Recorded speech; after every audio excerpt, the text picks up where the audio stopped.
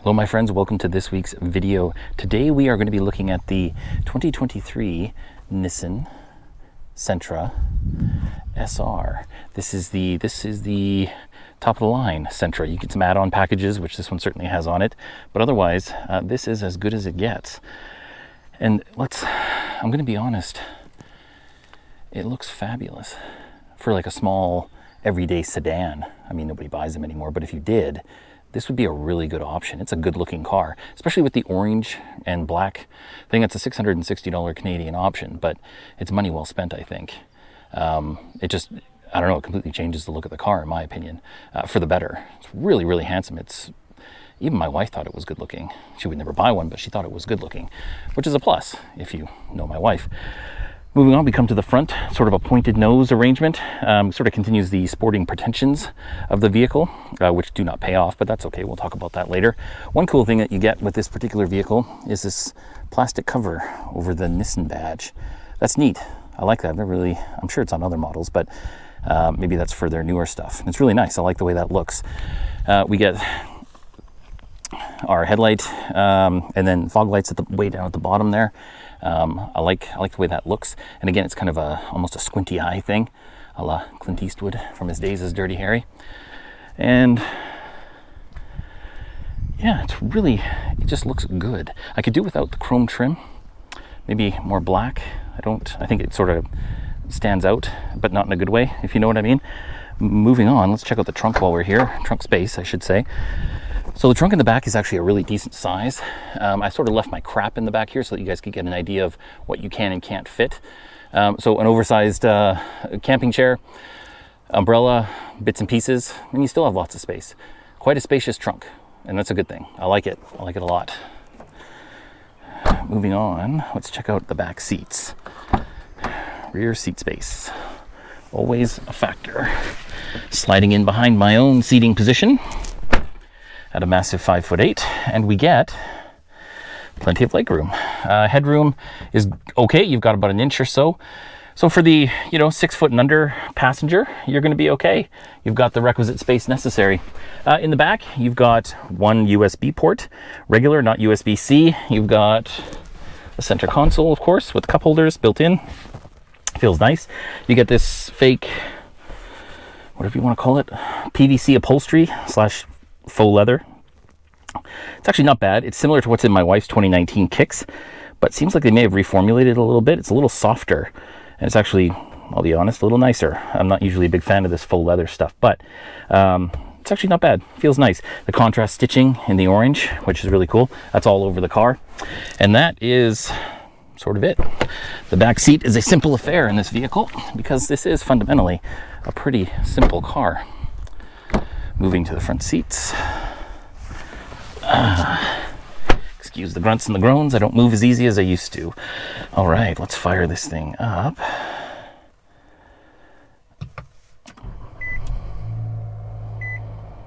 And of course, I forgot to turn off my phone. So, I hope YouTube doesn't get angry at me, but who doesn't love Joan Jett? Moving on. So we get a analog or dial tachometer, analog speedometer, and then a little digital cluster in the middle. You can change this. One thing Nissan doesn't mind is giving you options, because I mean, anything under the sun that you want to set on these screens is here. It's a lot of information. So funny thing about the tire pressure monitoring system is that it doesn't give you the pressures until you're rolling. Very odd. I don't know what to make of that. And I did notice that the tires are overinflated in this vehicle, which might explain the aggressive road noise. We get the sort of budget-oriented Nissan steering wheel with the badge in the middle. Not the updated badge, the old one. The same, I just drove the Versa last week. I'm on a bit of a Nissan kick at the moment. So you get the same controls, etc. Your audio controls, cruise control, and that's about it, really. Over here you get an eco mode, which I haven't been using because, well, I don't need them to retard the power in this car anymore. Trip control, etc., trunk release, and yeah, that's about it. One thing I wanted to point out on this vehicle is, I'll open the door here so I have a little more space, is this this faux carbon fiber weavy plastic trim stuff. Yeah, I mean, we're not fooling anyone, right? I would just rather go with something just like a matte black, and just called plastic. On the power windows here, this is the interesting thing. This is one of the corner cuttings that you get on modern cars. Only the driver's window is auto up and down. That's a little silly, right? I mean, at least the passenger window should have that too. And it does actually get in the way, because I mean, we're accustomed to that at this point. So that's one of the little shortcuts in this car. Moving on to the infotainment system. This is 8.3 inches, or is it bigger than that? I always forget the details, but this is the resolution's nice on the screen itself. You can switch between whatever it is that, wow, sorry about that. I'm gonna make YouTube very angry at me. So yeah, the usual, all the settings, etc., that you'd like to do. You have buttons that cover most of it as well, which is actually quite nice. I'll show you the camera system. This is the old Nissan camera system. You get very standard definition cameras, which are okay. I mean, they're 360, which is nice. The Versa, as an example, you could not get that camera system on it, so it's nice to have, especially for parking. That's the Nissan system has always been really good for that, at least. As for seeing things out the front and the back, depends on the day, to be honest. Sometimes it's a bit hit and miss.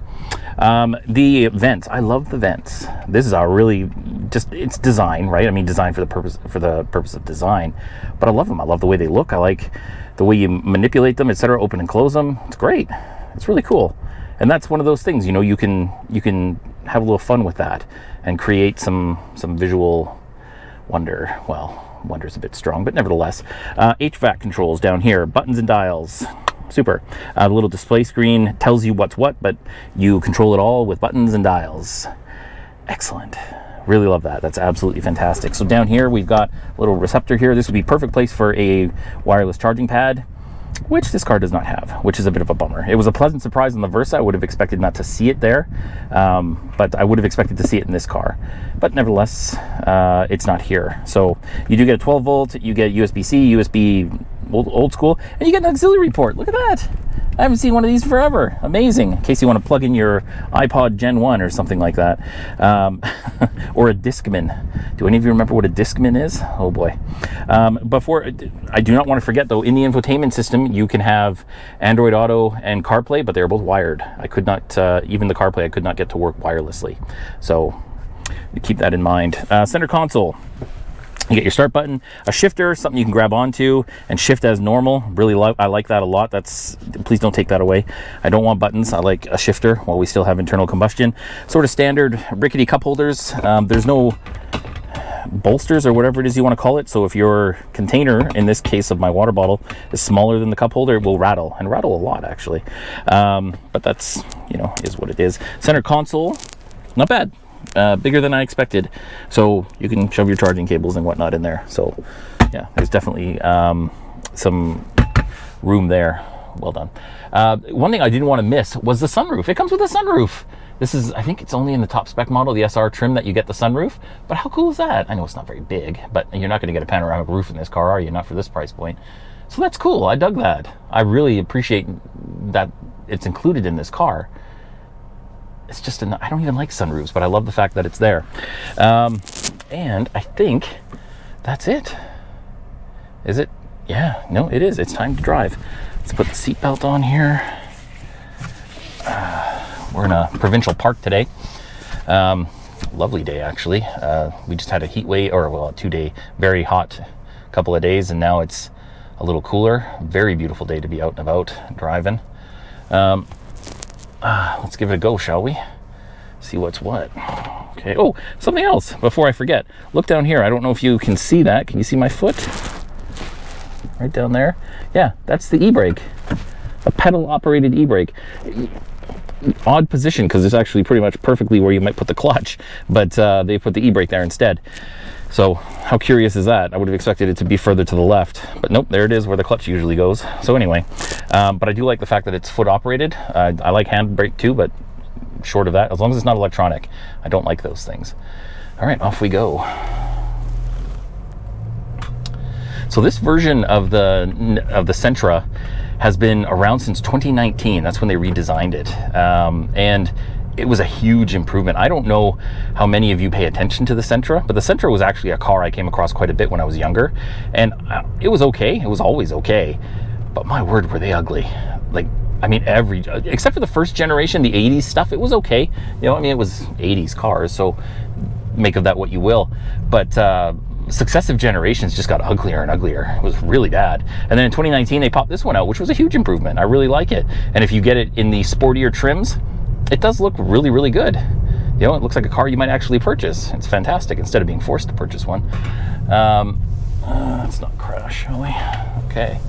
So this one, I'm going to put that over there so it doesn't rattle, is a fantastic looking car.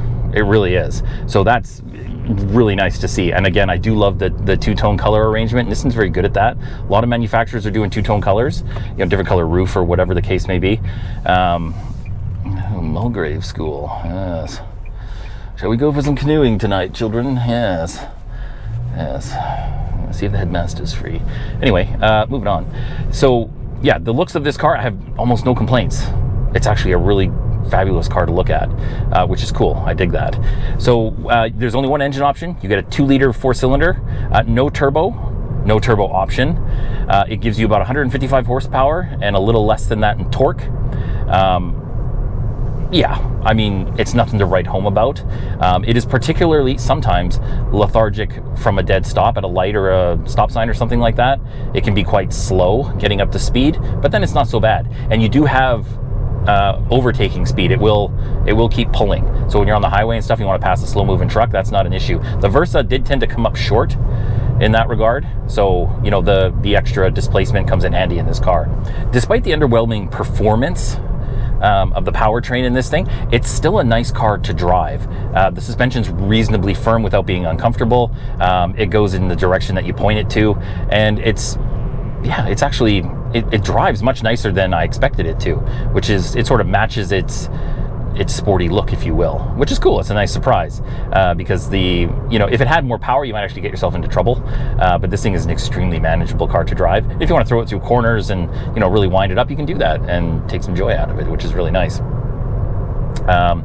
We should talk about pricing, shouldn't we? So the 2023 Nissan Sentra starts, right around 23,000 Canadian. This one, I think it's 21,000 Canadian, pardon me. This particular SR trim tops out at just over 26,000 Canadian. This is the SR premium package. So you get, what do you get for I can't remember what you get with the premium package, but it's about $2,000. And then another $600 for the two-tone paint job. And that gets you to just under $29,000. For $29,000, that's not bad. I gotta say, when routinely, you know, it's hard to find anything decent under 30K, this is a nice surprise. I'd almost totally forgotten about this car. If you want to save a few bucks, get it with the manual. It's amazing. Oh, it's so good. It's so good. So it presents great value. So that's pretty cool. You know, I mean, it's not, I mean, there's corner cutting with the design, with the build and all that kind of, some of the materials, but it's not as bad as you might expect. You know, I mean, you could drive it every day. It's quite comfortable. You know, the seats are good, well bolstered. It's a power seat. Did I forget to mention that? Imagine that. You get a power seat up front in the driver. Holy smokes, I would never have expected that. So that, like the sunroof, was a really nice surprise. You know, they've chosen to package this car very aggressively, and I certainly hope people pay attention to it. You know, it's because it's nice to drive. You know, it's good looking. It's not an SUV, of course, you know, and I don't know. I mean, I don't know how long we're going to have traditional sedans, but I hope they stick around if they're going to make them like this. This is a really decent car to drive. You know, it used to be that manufacturers would down design their lower end models, make them a little less attractive, take away equipment, make them out of crappy materials, and some of that still happens. But the Sentra is almost an exception to that rule because it's a really handsome car. That's reasonably well made, etc. Order the manual, my friends. If you choose to order one, order it with a manual, and I think you'll be thrilled with this thing. You know, as a regular everyday driver, you know, it does everything you need to transport 4 people comfortably. It's really good, and it's inexpensive. You know, it really is quite a reasonably priced car. Imagine that. You know, we don't get many of those anymore, so that's a great thing. I love it. So that is the 2023 Nissan Sentra. It's great. I hope you guys have enjoyed the video. Please remember to like, subscribe, comment, etc., etc.